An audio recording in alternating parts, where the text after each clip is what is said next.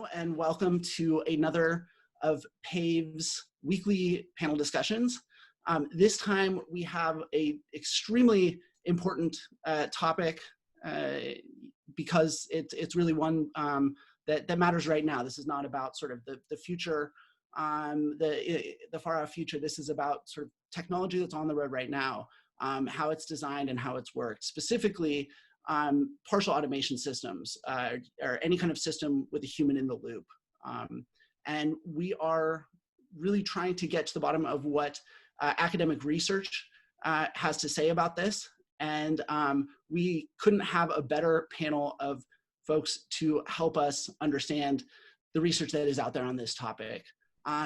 First, we have from Duke University, Missy Cummings, who I've had the pleasure of speaking with many times before. Dr. Cummings, welcome, and could you please just introduce yourself briefly? Yeah, thanks.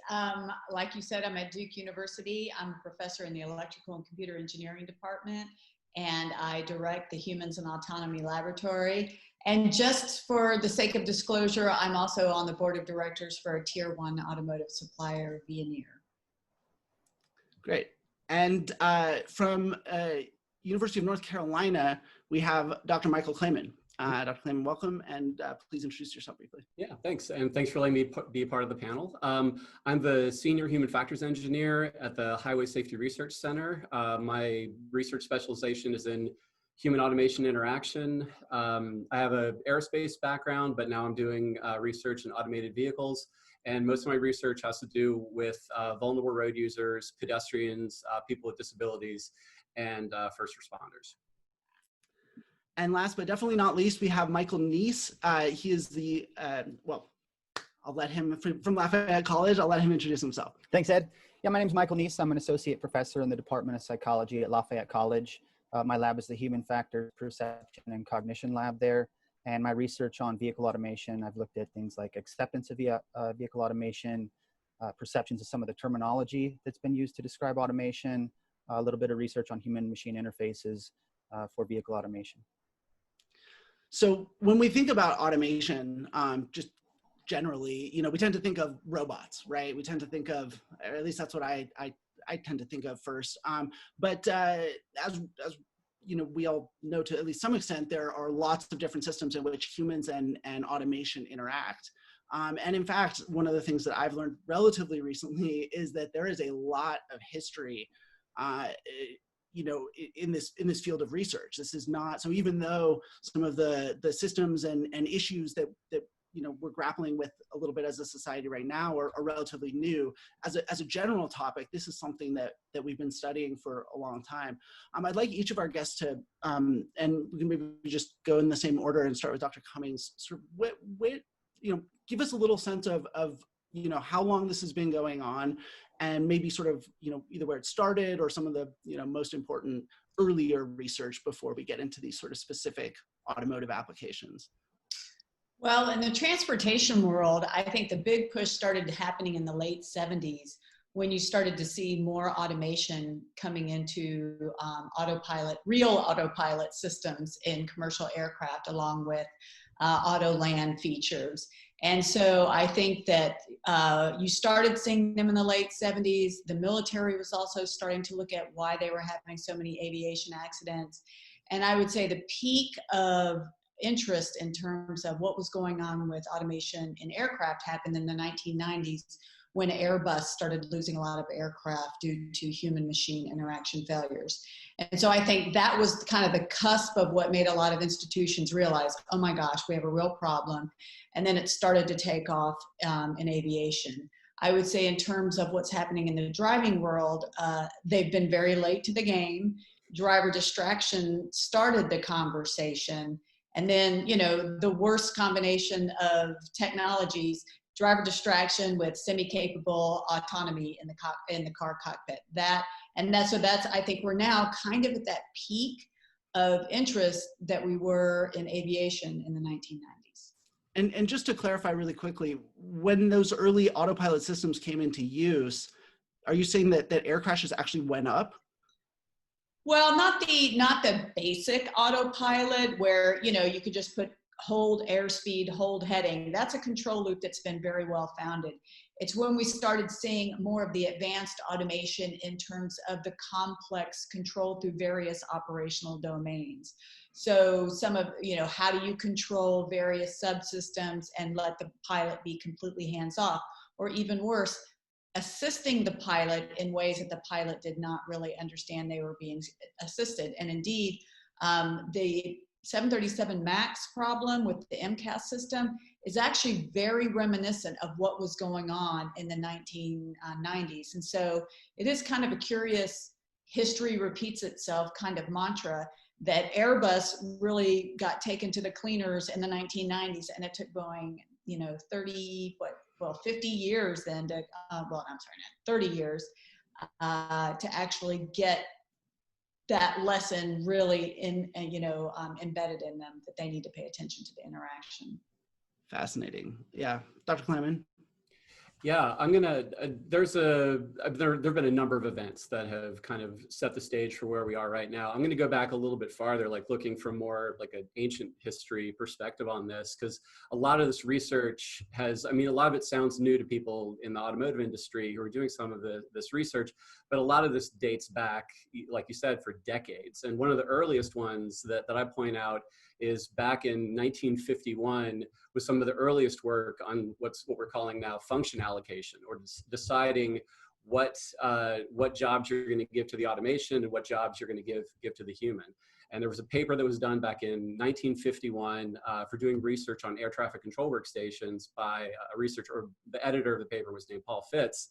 And he came up with what was called at the time the Fitts list. And that was 11 different items of how they would differentiate between why you would assign tasks to a computer and why you would assign tasks to a human.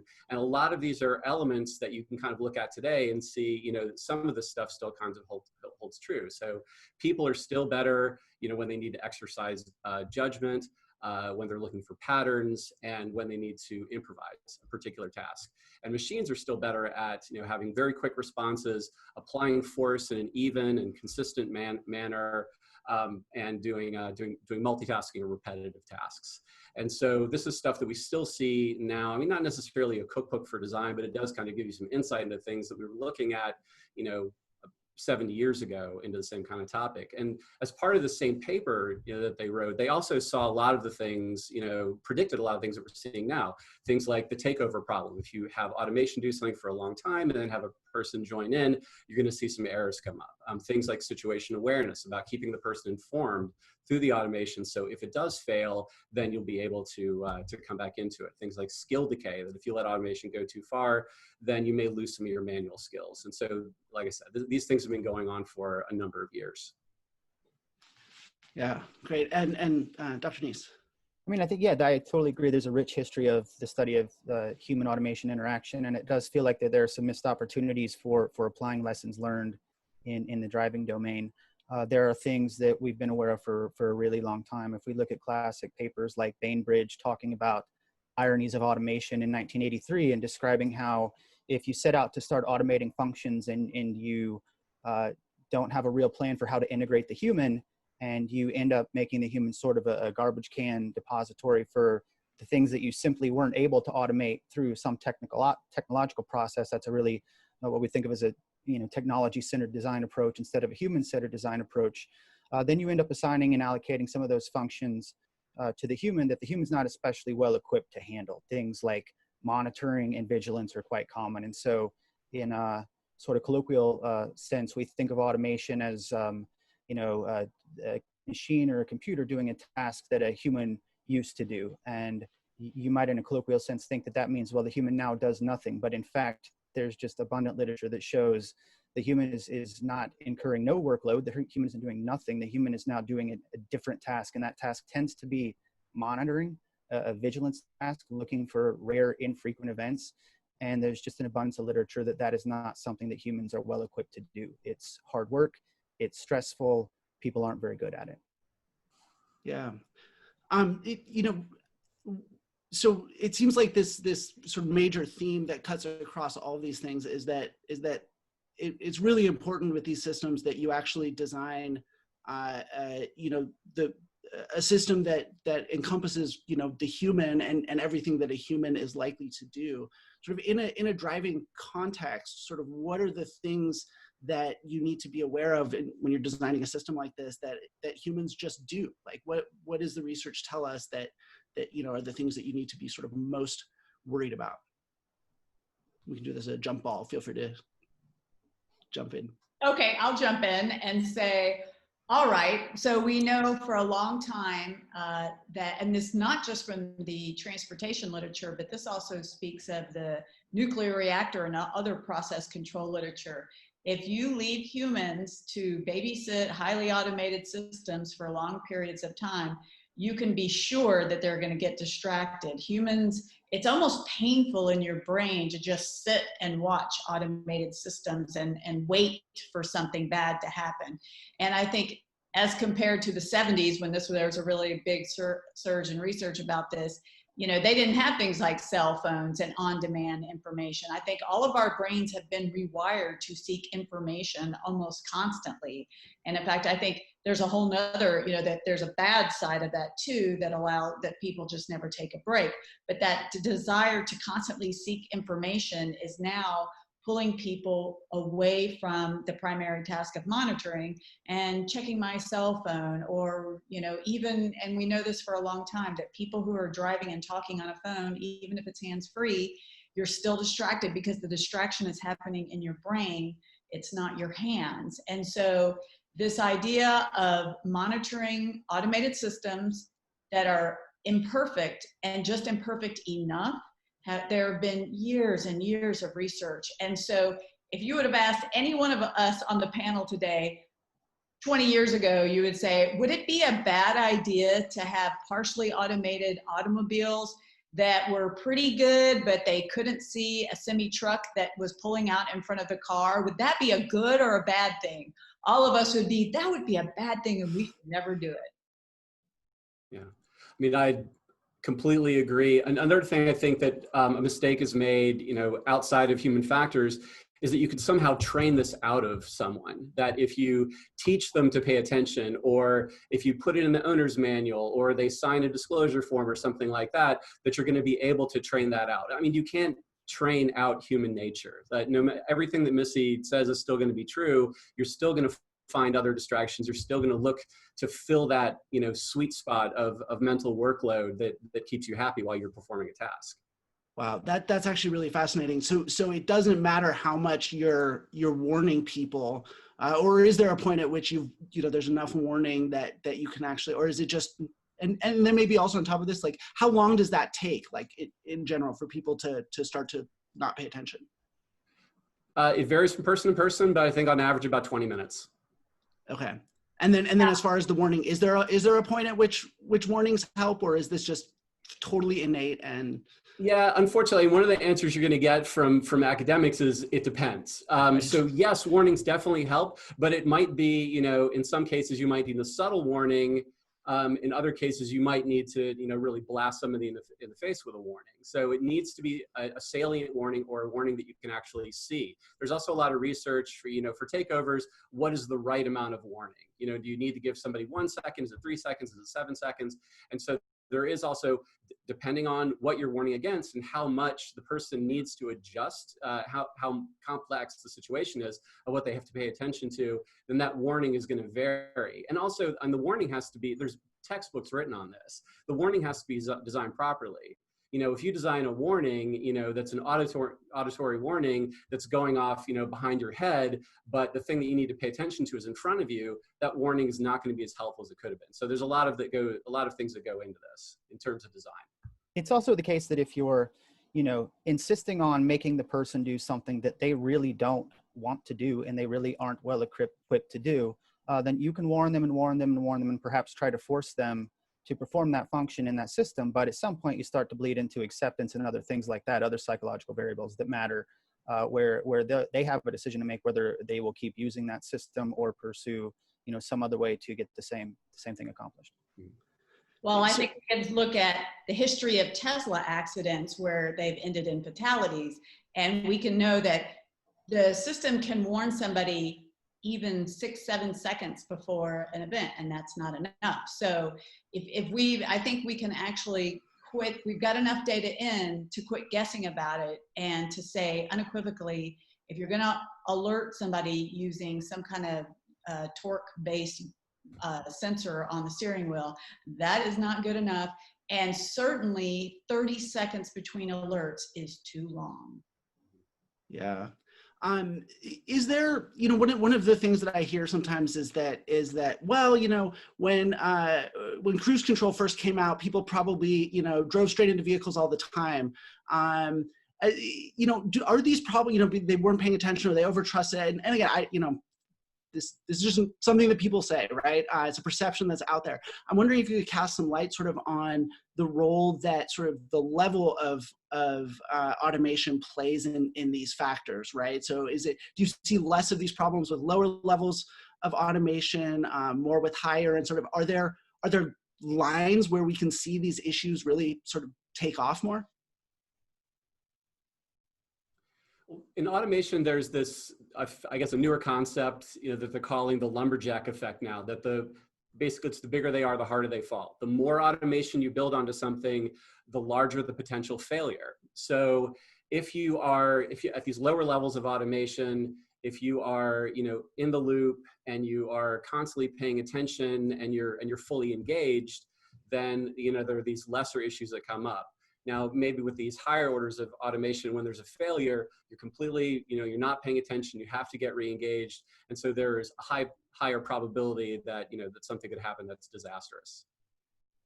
I think we're looking at this all wrong. I think we need to quit talking about the levels of automation and just say, if you are expecting the human to take over control, regardless of what the level of automation is, regardless of where they fall on the SAE level, if the human is ever expected to intervene under any circumstances, then the human should be able to, and depending on the circumstances, be ready to go in less than a second. And because that's how fast problems can happen. And certainly with all the deaths that we've seen and the Elaine Hertzberg death, you know, there were many, many, many seconds where that could have been averted had the driver actually been alerted. And I know people want to blame the driver for her inattention, and I don't want to take away from that. But I also think Uber's to blame for not letting the drivers know that there's conflict inside the reasoning system of the automation. Had the driver gotten an alarm that said, the perception system is flailing, you need to pay attention because it doesn't know what it's seeing, you know, that would have ended very differently. So I think that there is differences in different operational domains, but even bad things can happen in just seconds on the highway, which we would consider a very structured environment. So is there a best way to ensure that happens, right? Because then the challenge is, okay, so you know, right, that a human's going to get distracted if there's a relatively high level of automation going on. So and you know, Dr. Cummings, you mentioned the torque sensor on the Tesla autopilot system. We hear a lot of talk about camera-based driver monitoring systems. What do we know about what works in terms of the systems that you can put in place to ensure as much as possible anyway that that distraction sort of doesn't, you know, reach a point where it could be, where the human part of the system isn't doing its job and could have fatal consequences? Unfortunately, the Milgram studies prevent us from putting an electric cattle prod into the seats of cars, which is what I would vote for.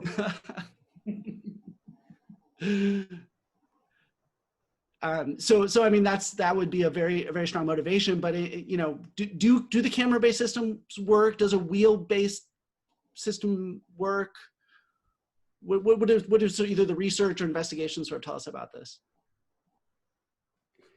Yeah, the torque system, you know, is a lot like the dead man switch that was used in train operations years ago, that basically you just tap it a few times, you know, and you can dismiss it. So very quickly, you know, people, as we saw with like placement of oranges or placement of bottles of water on the torque sensor, people were able to override that. So I think, you know, something that requires kind of this practiced rote, okay, I'll just keep tapping it until it goes away, or, you know, put a Band-Aid on it, then it's not, you know, it's definitely not effective.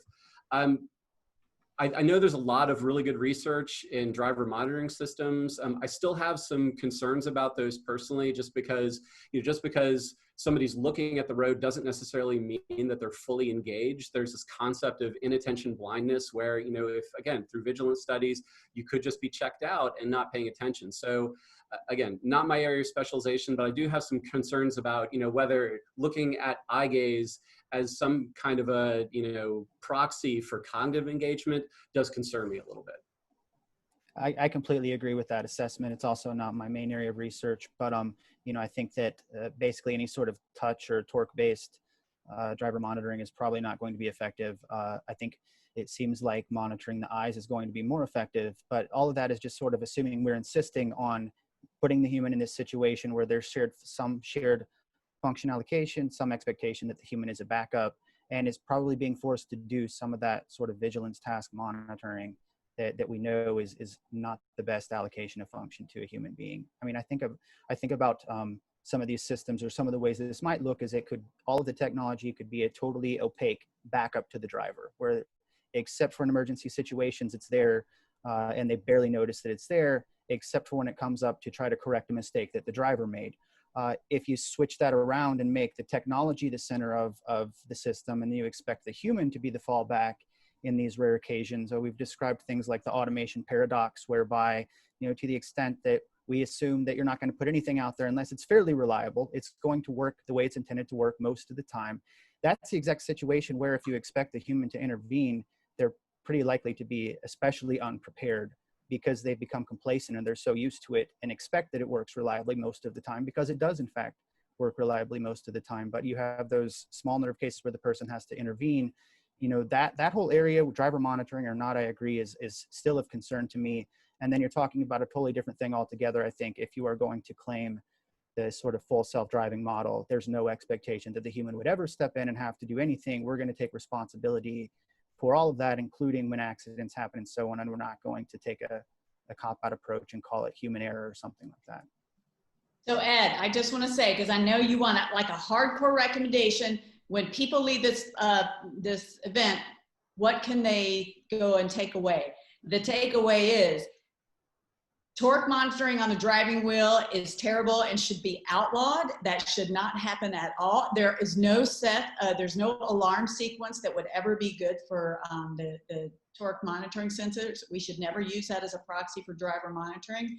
I agree with Michael. Look, the cameras are only slightly better. They give you a little bit better information, but you can still do quite a bit. I drove a Tesla Cadillac, and it was amazing all the ways that I could try to defeat the system, and turning my face and, putting on sunglasses. So these are not perfect technologies. I do think that Cadillac has done a good job though, because they limit the operational domain, they limit the places. And so there's a lot more bureaucratic oversight of you, if you will. But unfortunately, I think we need that kind of babysitting by big brother of car driver monitoring.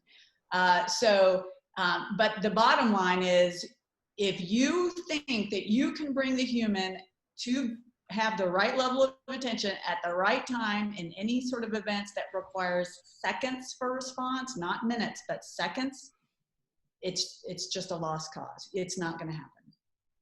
Yeah. I mean, do you think is there a fear that since we know from all this research that when you sort of automate for the sake of automation, or you're sort of automate as much as the technology lets you, as Dr. was talking about, and sort of, just force the human to do whatever else, regardless of whether that's something that the human's actually going to be good at?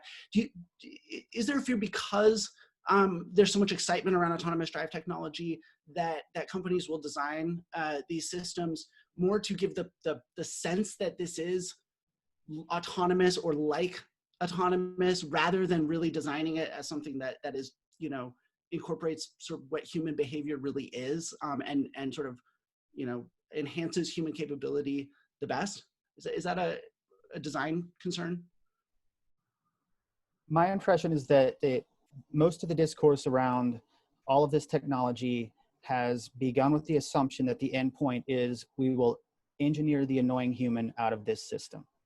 And And so I think what we're viewing the human as, any human involvement at all, is a stopgap until we can get to the ultimate endpoint, which is getting rid of the human. I'm not saying that that's like what I personally think is the best way to approach this. I'm saying I think that's what the discourse seems to dictate. We hear people talking about who's going to win the race to self-driving, and basically the baked in assumption that it seems like is precipitating much of the deployment of this technology is that is the goal.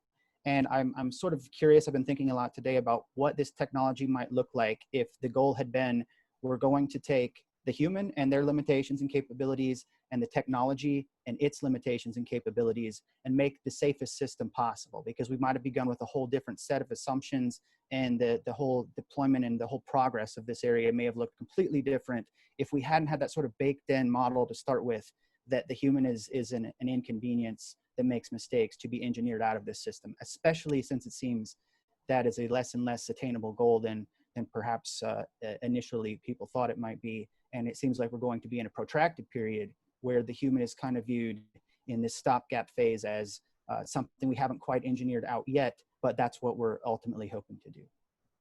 So that's a really interesting point, because you're not just talking about educating about the system itself.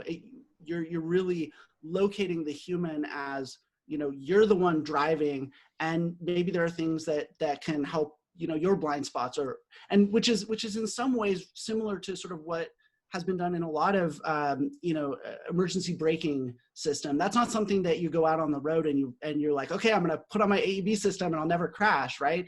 You actually have to get into a pretty scary situation to even know it's there. Is that kind of what you're talking about sort of protecting against those extremes rather than something that you might rely on? I think for me, what I'm thinking of is just a human-centered design approach instead of a technology-centered design approach. And that would basically it would pervade the entire process. It begins with how you talk about it and what you call it. It progresses through how you train people at the point of sale. Obviously has lots of implication for how you design things. If you design for the human and their capabilities and limitations instead of the human as an inconvenience that you can't wait to get rid of. I think it also pervades how you talk about accidents and what you do as part of an iterative process to improve upon the system, right? And so if the human is this annoying inconvenience, it's also a convenient excuse every time something goes wrong. And so I get really frustrated every time we see some vehicle and using some version of partial automation that is involved in an accident. It's pretty quickly labeled human error, and we move on. Whereas if we hadn't begun with that assumption that the human is an inconvenience to be engineered out, we might then be able to dig deeper and actually get at some of the different system-wide components that contributed to that accident. So I think it pervades the whole ecosystem of the technology when you begin with a particular set of assumptions. Yeah, and I want to say that there's two Michaels here, so I just when I say Michael, just but I totally agree, and I think Carl Pickering has put a great Q&A question up, which is, if we can't do head pose and hands-on and eye tracking, if none of these things are guarantees, then Carl asked the Holy Grail the question, then how should we be designing the DMS? And Carl, I love your question. I'm sorry I'm going to call you out a little bit, but you're exactly like every other engineer and every other company that's trying to figure this out. You think that there's some set of solutions, I've got some formulas, I made some deep learning, I could put it all together, mix it up, and then I'm gonna get the solution. What we are telling you is a human can have their face forward. They can look like they have their eyes on the road. They can look like they're paying attention, and they are 1,000 miles away thinking about the fight that they just had with their husband or wife last night. And you can't see that, right? So Carl, until we can actually, when Elon Musk finally gets his magical aluminum cap going, which he is not going to do, we can't get there. And when it comes to knowing when humans are paying attention and when they're not paying attention, I think, the community does not want to admit that. The neuroscience community does not want to admit that. The EEG thinking caps that exist in the world, look, as really all they can do is say comatose, not comatose, right? They're just not, the technology is just not there. So, and this goes back to what Michael Neese was saying, is like, look, we've got to figure out a way to augment the human, because until the technology, until self-driving really can do it all and never does rely on the human. And this is what Google has been saying all the time, Waymo. Look, we're just going to skip L4 and go straight to L5 because the human is a lost cause. I don't always agree with them, but on that point, they were right. Dr. Klayman? Yeah, one thing about what Michael was saying is that part of the issue is there's this rush to market for all these technologies, and proper human-centered design is hard, and it takes a lot of upfront work, and it takes time. But what you do is you put a lot of time at the beginning to make up for it later. So if you can kind of design some of these known errors, like from lessons that we've learned over the decades, out of things at the beginning, you're not going to be ending up chasing them down later. Through having to go back, and redesigning is a lot more expensive than slowing down your design for human-centered design at the beginning. Yeah, yeah, Dr. Neese, I think we were sort of getting to one of the big issues here, which is I think it's very hard to be on the cutting edge of the kinds of technology that make up automated driving systems today, and also be sort of really, really good on all of the human factors. These are two incredibly deep, complex subjects. And I know you do a lot of survey work. So you really have some insight into how are people really approaching these things, these kinds of driver assistance systems. And I'm really curious, sort of, what have you found? I know there's been some research that maybe even like the name of these systems can affect how people approach them. But in general, like, do people have a fairly good understanding of these systems when they start to use them? How, what's going on there inside those brains, which can be, as we say, so hard to look into. If you survey, I use Amazon Mechanical Turk, which is sort of a proxy for just trying to sort of survey the general public, and so I'm not specifically surveying users of the technology and trying to get an idea. I've done a number of surveys about what people think about really high levels of automation.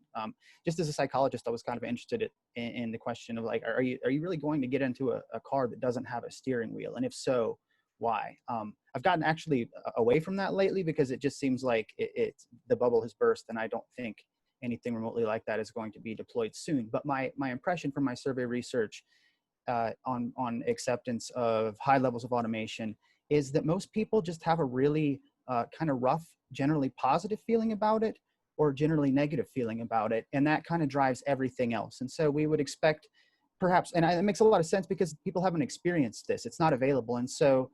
When you're doing survey research like that, I've kind of realized that you're basically asking people about their imagination, like what is it that they think this technology will be like, because no one's actually experienced it. And so it seems to me in my survey responses that a lot of the responses are driven by a sort of pretty global positive or negative impression of what I'm assuming people think a self-driving car or a fully autonomous car might mean.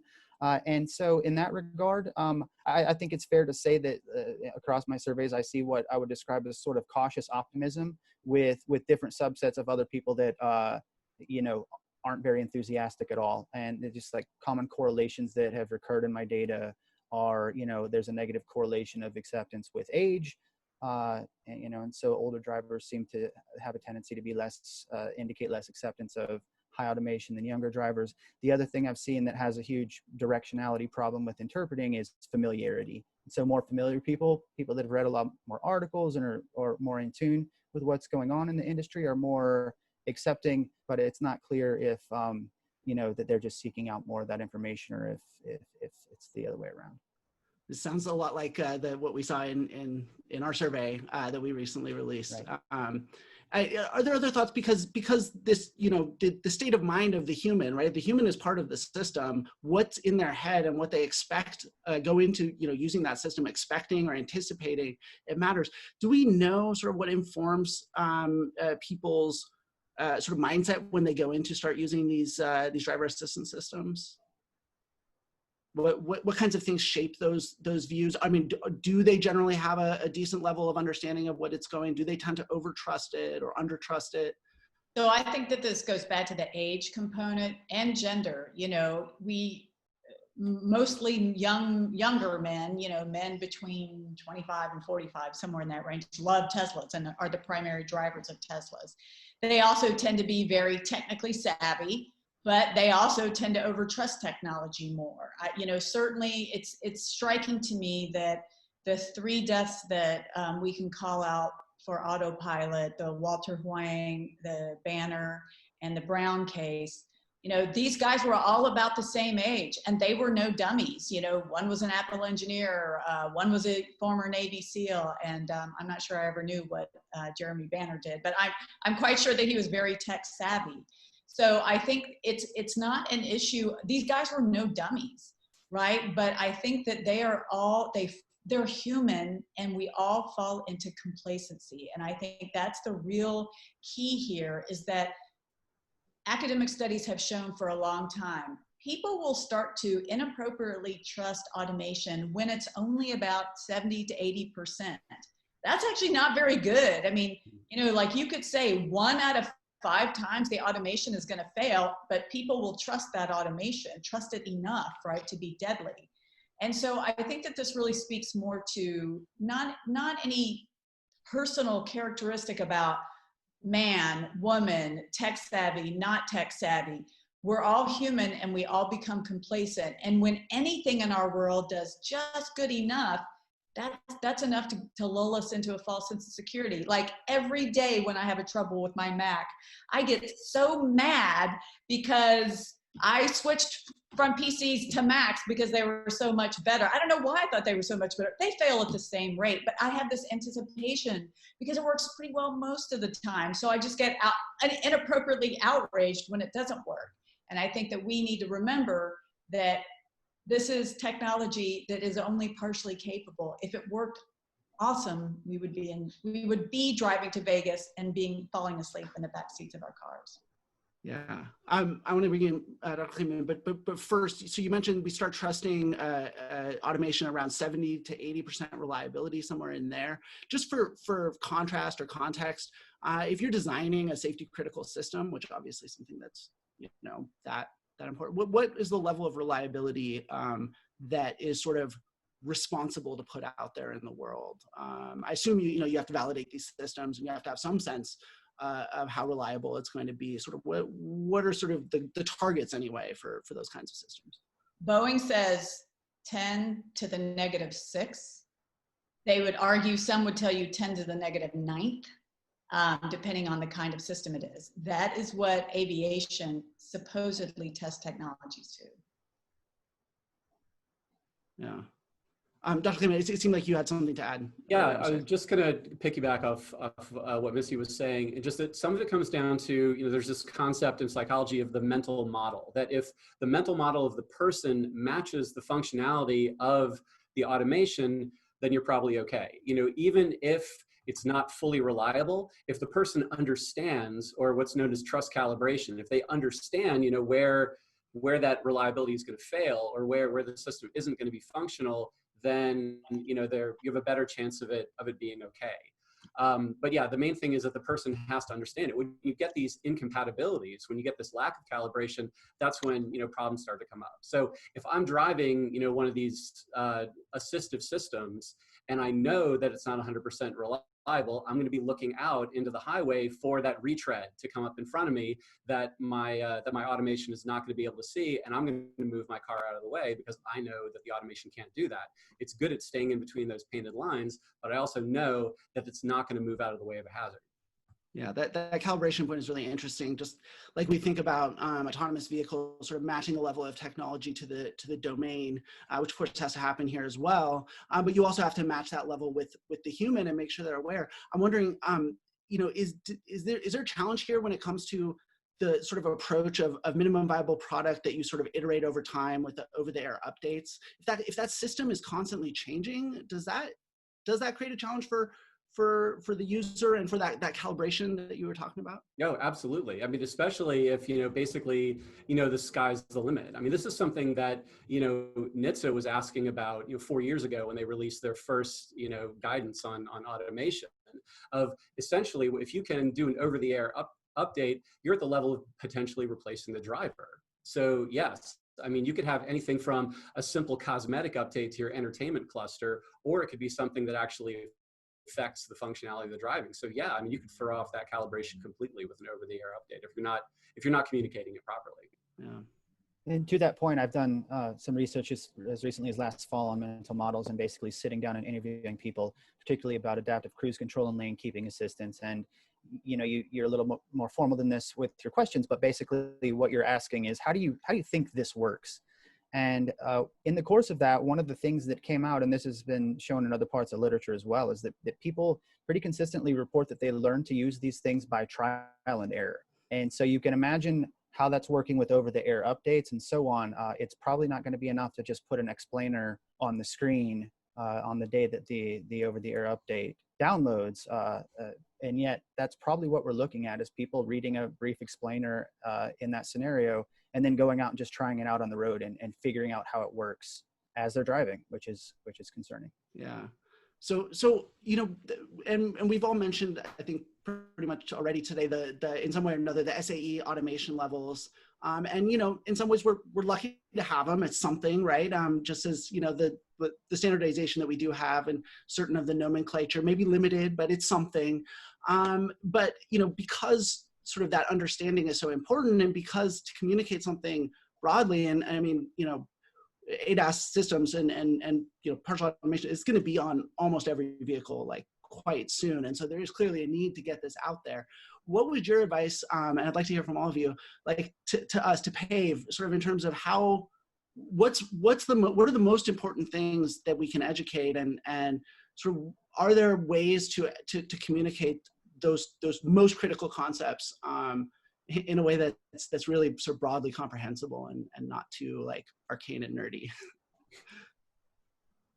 So I'll start this off by saying, you know, I think driver assist is coming. I'm a big fan of Toyota's Guardian concept, and this kind of goes back to what Michael Neese was wanting. Like, look, let's just start realizing that there's some blind spots that humans have, both physically and cognitively, and start to provide them assistance in that area.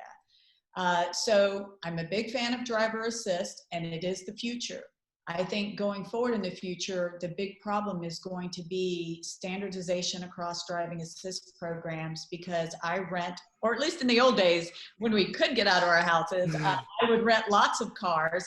I am a very frequent traveler, and I actually ended up getting bruised by a Subaru that had emergency braking on it that I did not know, and it braked so hard that I ended up with a seatbelt imprint in me, in a scenario where it shouldn't have been braking, and I didn't even know the car had it.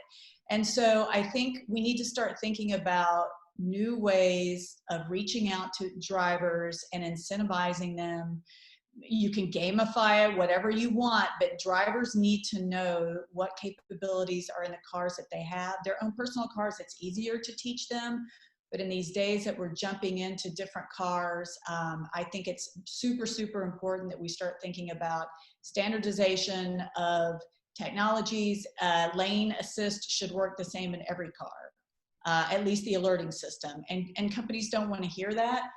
But in the end, that's what it's going to take, because driving assist systems are just like seatbelts, and we standardize those, and we need to standardize airbags, and we need to standardize the assist programs. Yeah, I agree completely with Missy. I look forward to when, you know, these technologies coalesce along some common denominator. And part of the challenge that we're faced with now, though, is that the train has kind of left the station, and we're left to do some kind of damage control. So we need to work towards building that common understanding against, you know, what's given to us right now, trying to fix those initial problems. And so giving people an understanding about how broadly what those strengths and limitations are of those different technologies is definitely very helpful. Letting people know, you know, driving that point home, you cannot buy an autonomous vehicle right now, that what you have is driver assistance, and it is your responsibility to pay attention. Not just that, remind that you're a team member along with that automation, and the two of you are working together in the driving task. You're not handing it off to the automation for it to take over for you. It's a cyborg, not a robot. Yeah, definitely. I agree with both of those assessments. I mean, I think standardization would go a long way. We know that the iconography and the sounds and the controls, there's just all kinds of different configurations for systems that have similar functionality, and so that would be a big step forward. I mean, I think the real challenge is just communicating to people the limitations of these systems and communicating that they are in fact real limitations. A concern that I have is if you say, you know, something to the effect of, well, it's safe, but you have to monitor it. People don't sort of hear everything after but, right? They think that that's like something that you had to put in because the attorneys made you or something like that. Not that it's a real actual thing that you indeed have to monitor this because this is a real limitation. I mean, I think in an ideal world, I would like to see people learning more about how this stuff works at the point of sale rather than through trial and error on the road, and actual perhaps demonstrations of the limitations of the system. I think there is some evidence that when people see these limitations, that's enough for them to begin to adjust behavior, at least in the short term. The problem is if the system is fairly reliable and the limitations only occur relatively infrequently, you know, across large numbers of vehicles and hours on the road, then that's a non-trivial number of problems. But for any individual person, they don't see a given limitation that often. And so they tend to get complacent and forget that that limitation exists. Absolutely. Well, we are out of time. I'd like to thank all of our guests so much for taking time out of their busy schedules to come and speak with us about this today. Dr. Clayman, thank you so much for being here. Thank you. Dr. Cummings, thank you. And Dr. Neese, thank you as well. Thanks, Ed. And we also would like to thank our audience for joining us today. We know there are other events going on this week, and we really appreciate you coming to be a part of ours. And we've got more discussions coming up every week here at PAVE, including 2 more following this one, sort of broadly about this issue of human automation interaction and partially automated systems. We think that's a really important issue for us to try and educate on, because as our guests have so aptly explained, there are real challenges and real life and death consequences to getting it right. And it's not just about system design, but it's also us as users of the technology need to understand what they really are and what they aren't. So thank you for being part of this effort, and we look forward to seeing you again next week.